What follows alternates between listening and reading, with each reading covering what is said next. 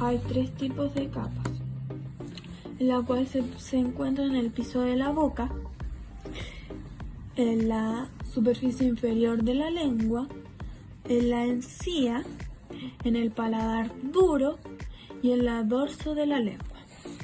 Esta capa humecta y es para proteger a los dientes, presenta de color rosado. En las pilares anterior y posterior, el pilar anterior se une con el paladar blanco a la raíz de la lengua. Es una tira muscular fina cubierta de mucosa que forma el arco palatogloso. También el pilar anterior une el paladar blando a la pared lateral de la faringe y es un plano fino y está también cubierto de mucosa. Con él se hace el arco palatofaringeo de los fauces. Su función es de fonación, succión y deglución.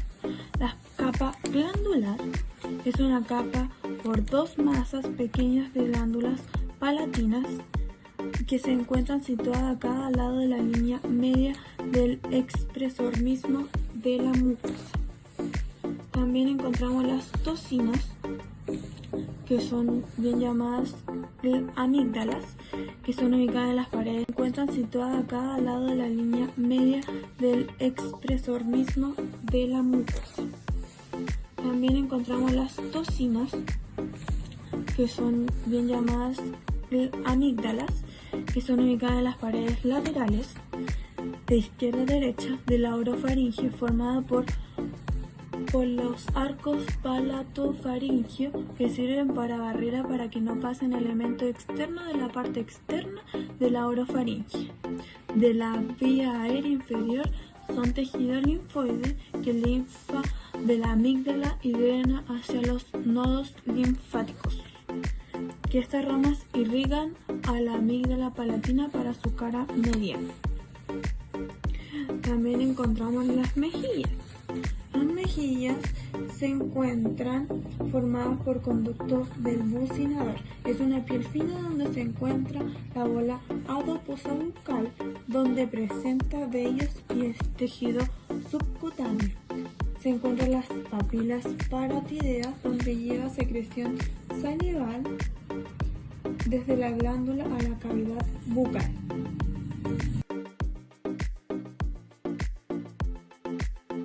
Las bolas de Bichat son una bolsa de tejido adiposo que se encuentra en una capa profunda de la cara, bajo los pómulos y entre los músculos massetero y bucinador.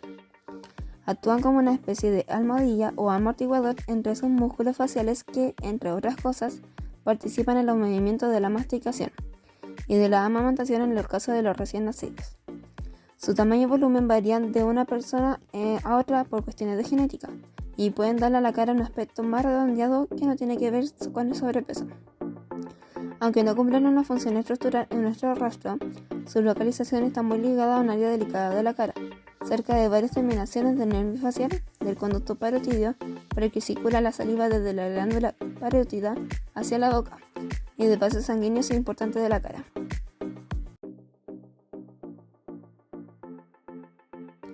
La lengua está compuesta principalmente por músculos y está cubierta por una membrana mucosa.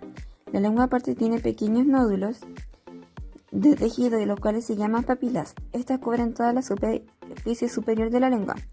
Entre las papilas podemos encontrar las papilas del gusto, las cuales pueden ser grandes o pequeñas. Aparte de proveernos el gusto, la lengua nos ayuda para el movimiento de la comida y nos ayuda en el habla.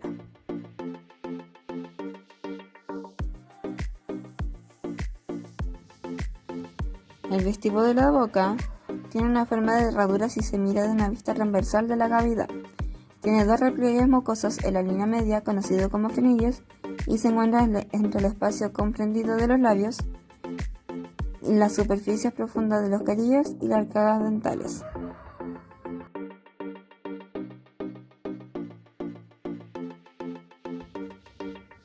El músculo principal que rodea los labios es el orbicular de los labios, cuya función principal es cerrar el orificio de la boca, aunque también lo utilizamos para deglutir, soplar, hablar, etc. Los músculos encargados de elevar el labio son el elevador del labio superior y ala de la nariz, el cigomático mayor, el menor y el elevador del labio superior. En la comisura labial nos encontramos con el rizorio, el cual retrae la comisura aumentando el diámetro transversal de la boca. El músculo depresor del ángulo de la boca tiene como función principal desplazar hacia abajo la comisura, produciendo la depresión de los bordes de los labios. En el labio inferior, los músculos mentonianos son los que hacen que se eleve y procube el labio inferior, mientras que los músculos depresores del labio inferior, que nacen del borde inferior de la mandíbula, producen el descenso del mismo al doblarlo hacia afuera y abajo. La piel de los labios está compuesta de folículos pilosebáceos, glándulas sebáceas y sudoríparos. Estas tienen un color rojo debido a la abundancia de capilares sanguíneos debajo de ellos.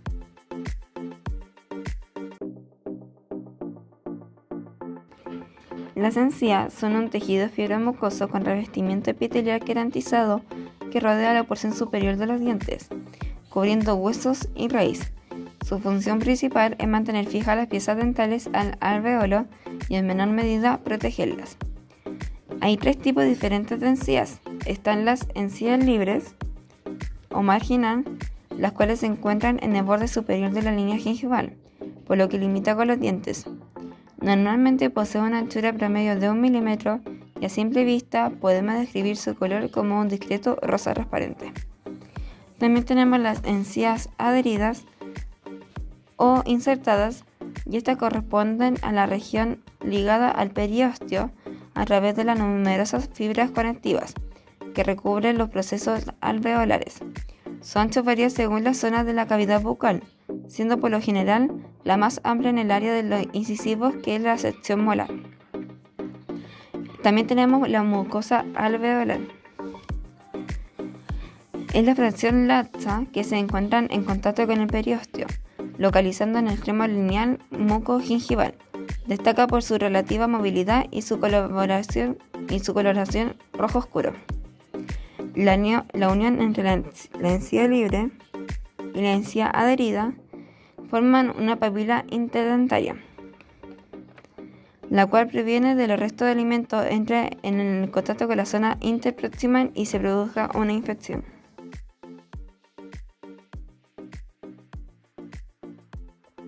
Frenillo lingual. El frenillo lingual es una estructura dinámica formada por un pliegue en la línea media de una capa de fascia que se inserta alrededor del arco interno de la mandíbula, formando una estructura en forma de diafragma en el piso de la boca. Esta fascia se encuentra inmediatamente debajo de la mucosa oral, fusionándose centralmente con el tejido conectivo en la superficie ventral de la lengua.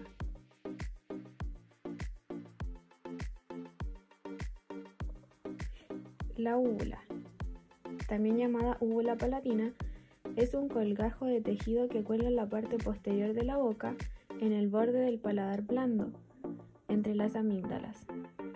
El músculo de la úvula se origina en la espina nasal posterior y se dirige en sentido posterior a la aponeurosis palatina para insertarse en el tejido conjuntivo de la mucosa de la úvula.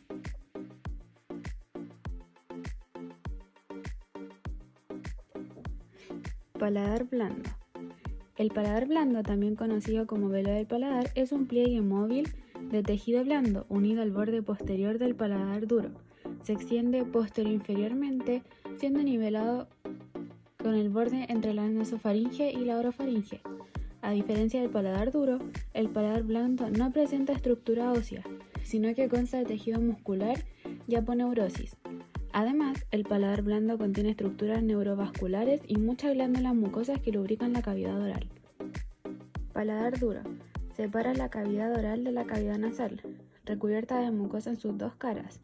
En su porción superior está cubierto por mucosa respiratoria, formando el suelo de la cavidad nasal. En su porción inferior está cubierta de mucosa oral, formando el techo de la cavidad oral. El arco alveolar rodea el paladar duro en su porción anterior y lateral. La mucosa posee numerosas rugosidades o pliegues palatinos transversos y uno longitudinal, que termina en una elevación de la mucosa denominada papila incisiva.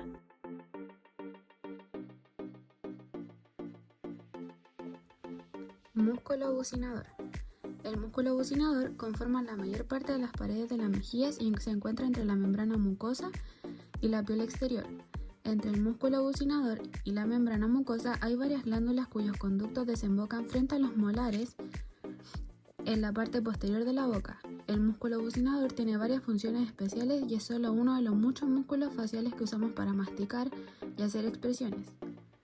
Funciona junto con los músculos macetero, temporal, pterygoideo medial y los pterygoideos laterales para mover la mandíbula al masticar.